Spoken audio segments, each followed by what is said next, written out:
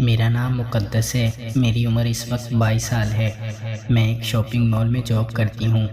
میرے گھر میں میری امی اور ایک میرا بھائی رہتا ہے۔ میرے ابو کا انتقال ہو گیا تھا، جس کے بعد ہمارا کوئی کمانے والا نہیں تھا اور میں اسٹڈی کر رہی تھی، مگر پھر مجھے اپنی اسٹڈی روک کر جاب کرنا پڑی تو مجھے ایک شاپنگ مال میں جاب مل گئی۔ میں وہاں پہ جاب کرنے جاتی تھی، جس سے ہمیں اچھی انکم ہو جاتی تھی اور میرے گھر کا گزارا ہو جاتا تھا۔ میرا بھائی مجھ سے چھوٹا تھا، وہ بھی 14 سال کا تھا اور اسٹڈی کر رہا تھا۔ وہ بھی 8 کلاس میں پڑھتا تھا۔ اس کا نام کاشف ہے۔ وہ دیکھنے میں بہت ہی خوبصورت اور ہینڈسم ہے۔ میرا بھائی مجھ سے بہت پیار کرتا تھا، وہ میرے بغیر ایک پل بھی نہیں رہتا تھا۔ میں جب صبح شاپنگ مال پہ جاتی تو میرا بھائی مجھے بار بار دیکھتا رہتا، جیسے وہ مجھ سے کوئی بات کہنا چاہتا ہو۔ میں اس کی بےتابی کو، اس کی بے چینی کو سمجھ چکی تھی۔ میرا بھائی اکثر میرے جسم پر نظر رکھتا اور اس کے خیالات مجھے اچھے نہیں لگتے تھے، مگر میں بھی چاہتی تھی کہ میرا بھائی میرے پاس آئے، اس لیے میں بھی بہانے سے اس کے قریب جایا کرتی تھی اور اس سے اکثر باتیں کرتی رہتی۔ امی کا کمرہ نیچے تھا اور میرا اور بھائی کا کمرہ اوپر تھا۔ امی کیونکہ سیڑھیاں چڑھنے میں اکتاہٹ محسوس کرتی تھی اور تھک جاتی تھی، اس لیے امی نیچے ہی رہتی تھی اور امی اوپر نہیں آتی تھی۔ میں اور بھائی اپنے اپنے کمرے میں سوتے تھے۔ ایک رات مجھے عجیب سے خواب آنے لگے اور میں خواب میں ڈر گئی اور میں اسی لیے اپنے بھائی کے کمرے میں چلی گئی۔ میرا بھائی اس وقت سو رہا تھا۔ میں نے اس کو اٹھایا اور کہا، کاشف، مجھے اپنے کمرے میں ڈر لگ رہا تھا، اس لیے میں آپ کے کمرے میں سونے آئی ہوں۔ کاشف نے کہا، میری بہن یہاں پر سو جاؤ، کوئی مسئلہ نہیں ہے۔ کاشف میرے ساتھ سو گیا۔ جب آدھے گھنٹے بعد میری نیند میں آنکھ لگ گئی تو مجھے محسوس ہوا کہ کوئی میرے پیٹ کو چھیڑ رہا ہے، وہ میرے جسم پر ہاتھ پھیر رہا ہے۔ کچھ دیر میں نے محسوس کیا، مگر پھر میں اپنا وہم سمجھ کر لیٹی رہی۔ جب میں آنکھیں کھول کر دیکھتی تو وہ ہاتھ پیچھے ہو جاتا اور جب میں آنکھیں بند کر لیتی تو 5-10 منٹ کے بعد وہ ہاتھ پھر میرے شریر پر آ جاتا۔ میں سمجھ نہیں پا رہی تھی کہ بھائی یہ سب میرے ساتھ کیوں کر رہی ہیں، مگر میرے اندر کی خواہش بھائی نے جگا دی تھی۔ کاشف بھائی مجھے بار بار چھیڑے جا رہے تھے اور میرے اندر کی خواہش جنم لے رہی تھی اور میری برسوں کی پیاس جاگ چکی تھی۔ میں چاہتی تھی کہ اس رات ہی بھائی کے ساتھ ساری حدیں پار کر دوں، مگر میں بھائی کے ری ایکشن کا انتظار کرنے لگی تھی، کیونکہ میں نہیں چاہتی تھی کہ میں خود بھائی کے پاس جا کر یہ سب کچھ کروں۔ میرا دل تھا کہ بھائی میرے ساتھ سب کچھ کرے، کیونکہ مرد کا حق ہوتا ہے عورت کے لیے، عورت پر شرم و حیا مسلط ہوتا ہے اور وہ عورت مرد کو منہ سے نہیں کہہ سکتی یا خود مرد سے محبت کا آغاز نہیں کر سکتی۔ مرد کو ہی محبت میں ایک قدم آگے بڑھانا پڑتا ہے، پھر ہی عورت مرد کا ساتھ دیتی ہے۔ وہ تھا تو میرا بھائی۔ مجھے یہ سب برا لگ رہا تھا کہ اپنے سگے بھائی کے ساتھ یہ سب کام اچھا نہیں رہے گا، مگر میری پیاس بھی کہہ رہی تھی کہ یہ کام درست ہے اور کر لو۔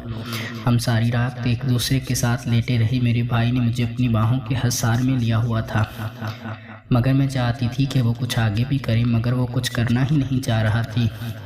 وہ صرف میرے ساتھ لیٹے ہوئے تھے اور مجھے اپنی باہوں میں لیا ہوا تھا۔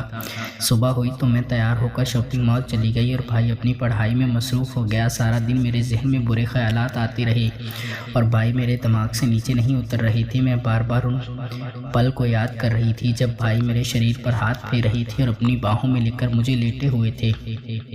میرے اندر کی ساری خواہشات جاگ چکی تھی اور میرے اندر ایک آگ لگی ہوئی تھی۔ میں چاہتی تھی کہ جلد از جلد اس آگ کو اپنے بھائی سے ٹھنڈا کر لوں، مگر اب مجھے بھائی کے ری ایکشن کا انتظار تھا کہ وہ کب تک مجھے یوں پیاسا رکھے گا یا میری پیاس بجھائے گا۔ سردیوں کے دن تھے۔ میں اپنے کمرے میں آئی، مجھے وہاں پر چین نہیں آ رہا تھا، مسلسل بے چین ہو رہی تھی اور میرا دل کر رہا تھا کہ بھائی کے کمرے میں جا کر اس کے ساتھ لیٹ جاؤں اور کل کی طرح اسے اپنی باہوں میں لے لوں، مگر میں آج سوچ رہی تھی کہ آج کیا بہانہ بناؤں۔ کل تو میں بھائی کو یہ کہہ کر مجھے ڈر لگ رہا ہے اس کے کمرے میں چلی گئی تھی، پھر میں پانی پینے کے بہانے اٹھی تو میں نے بھائی کے کمرے میں چیک کیا، بھائی جاگ رہا تھا۔ میں نے کہا، کاشف ابھی تک جاگ کیوں رہے ہو؟ کہنے لگا، ابھی میں اپنی اسٹڈی کر رہا ہوں اس لیے جاگ رہا ہوں۔ وہ مجھے کہنے لگا، مقدس آپ میرے کمرے میں ہی آ جائیں، یہاں میرے ساتھ لیٹ جائیں، میں اکیلا ہی لیٹتا ہوں اور میرا بھی دل نہیں کرتا کہ میں اکیلے کمرے میں ہوں۔ مجھے بھی عجیب سا خوف محسوس ہوتا ہے۔ مجھے تو جیسے بہانے کی تلاش تھی۔ میں تو اس تلاش میں تھی کہ کب بھائی مجھے اپنے پاس بلائے اور مجھے اپنی باہوں کے حصار میں لے۔ میں کاشف بھائی کے پاس بیٹھ گئی۔ کاشف میرے ساتھ روز معمول کی باتیں کرنے لگا۔ ہم اکثر تھوڑی بہت گپ شپ کرتے تھے اور اس کے بعد سو جاتے تھے۔ میں نے کہا، کاشف تم اسٹڈی کرو، میں سونے لگی ہوں۔ اور جب سو جاؤ تو بلب بند کر دینا کیونکہ بلب میری آنکھوں میں لگتا ہے اور مجھے نیند نہیں آتی۔ کاشف کہنے لگا دیدی پہلے تو روز ہم لائٹ آن کر کے سوتے ہیں اور آج لائٹ کیوں آف کر دوں؟ میں نے کہا چلو زیادہ باتیں مت کرو، لائٹ آف کر دو، مجھے نیند نہیں آئے گی۔ بھائی نے لائٹ آف کی اور میرے ساتھ آ کر لیٹ گیا۔ مجھے آدھا گھنٹہ ہوا تھا، میں گہری نیند میں چلی گئی تھی۔ مجھے کل والی حرکت پھر اپنے ساتھ ہوتی محسوس ہوئی۔ بھائی میرے ساتھ کچھ کرنے لگے تھے اور کل والی حرکت کر رہے تھے۔ مجھے پہلے تو سکون آ رہا تھا مگر بعد میں مجھے پھر یہ سوچ آنے لگی کہ میں اپنے بھائی کی ہوس کا شکار ہو جاؤں گی۔ میں یہ سوچ رہی تھی کہ بھائی نے میرے بدن کو برہنہ کرنا شروع کر دیا۔ مجھے خوشی بھی تھی کہ اب میری پیاس بجھ جائے گی مگر اندر ہی اندر میں سوچ بھی رہی تھی کہ یہ سب کچھ غلط ہے، مجھے اپنے بھائی کے ساتھ کرنا چاہیے یا نہیں۔ مگر بھائی نے مجھے اتنا گرم کر دیا تھا کہ میں سب کچھ بھول چکی تھی اور میں یہ بھی بھول چکی تھی کہ میرے بھائی کے ساتھ کیسا رشتہ ہے اور اس عظیم رشتے کو ہم کتنا غلط بنا رہے ہیں۔ بھائی نے میرے ساتھ ساری حدیں پار کر دی تھی اور میں بھی اس کے ساتھ سکون حاصل کر چکی تھی اور اس کا ساتھ دینے لگی تھی۔ مگر اگلے دن جب میں شاپنگ مال گئی تو سارا دن میری طبیعت خراب رہی کیونکہ بھائی نے میرے ساتھ بہت برا سلوک کیا تھا اور پوری رات ہی مجھے نہیں چھوڑا تھا۔ یہ میرے لیے ایک بری خبر تھی کیونکہ میں بالکل جوان لڑکی تھی اور کسی بھی مرد کے پاس نہیں گئی تھی، اس لیے مجھے پورے بدن میں درد ہو رہا تھا۔ شام کو میں چھٹی کر کے گھر گئی تو کاشف پڑھ رہا تھا، میری طرف دیکھ کر مسکرایا اور کہنے لگا دیدی آج پھر رات میرے پاس رکیں گی، آج کے بعد میرے ہی کمرے میں سویا کریں گی۔ میں نے کہا نہیں کاشف، وہ تو بس 1-2 دن میں چاہتی تھی کہ میں آپ کے کمرے میں سو جاؤں کیونکہ میری طبیعت خراب رہتی تھی۔ اب آج کے بعد تم اپنے کمرے میں سو گئے اور میں اپنے کمرے میں، اور آئندہ ایسی کسی بھی غلطی کو دہرانے کی کوشش مت کرنا۔ نہ جانے ایسا کیوں میرے ذہن میں آیا اور میں تمہارے ساتھ تمام حدیں پار کر گئی، مگر یہ سب غلط ہے۔ ایک بھائی بہن کا رشتہ عظیم ہوتا ہے، اس رشتے کو ہم بہت غلط پال رہے ہیں۔ اگر کسی کو پتہ چل گیا تو ہمیں زندہ گاڑ دیں گے اور دنیا والے ہمیں جینے نہیں دیں گے، اس لیے بہتر ہے کہ تم مجھ سے دور رہو اور میں تجھ سے دور رہوں۔ کاشف اب مجھ سے دور رہنے لگا تھا اور مجھ سے بات بھی نہیں کرتا تھا۔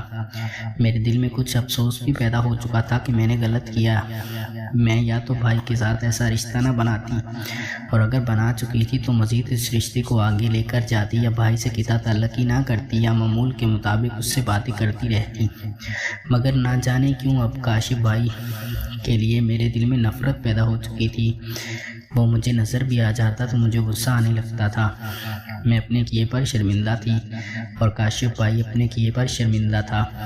پھر کچھ سال ایسے ہی گزر گئے، امی نے میری شادی کر دی اور بھائی کاشف 20 سال کے ہو چکے تھے۔ اب میرے 2 بچے ہیں مگر میں اپنے کیے پر بہت شرمندہ ہوں کہ مجھے بالکل بھی ایسا نہیں کرنا چاہیے تھا۔ بلا وجہ ہم نے بھائی بہن کا رشتہ خراب کر دیا اور ہم کئی تنازعات کا شکار بن چکے تھے۔ اب جب بھی میں اپنی بہن کے پاس آتی تو بھائی میرے سے بات نہیں کرتا تھا اور مجھے گھور گھور کر دیکھتا رہتا تھا۔ میں سوچتی تھی چلو 1-2 دن کے لیے یہاں آتی ہوں اور واپس چلی جاتی ہوں، مگر مجھے تکلیف تھی کہ میرا ایک ہی بھائی تھا اور میں نے اس کے ساتھ بھی یہ غلط کر کے اس رشتے کو اپنے ہاتھ سے کھو دیا تھا۔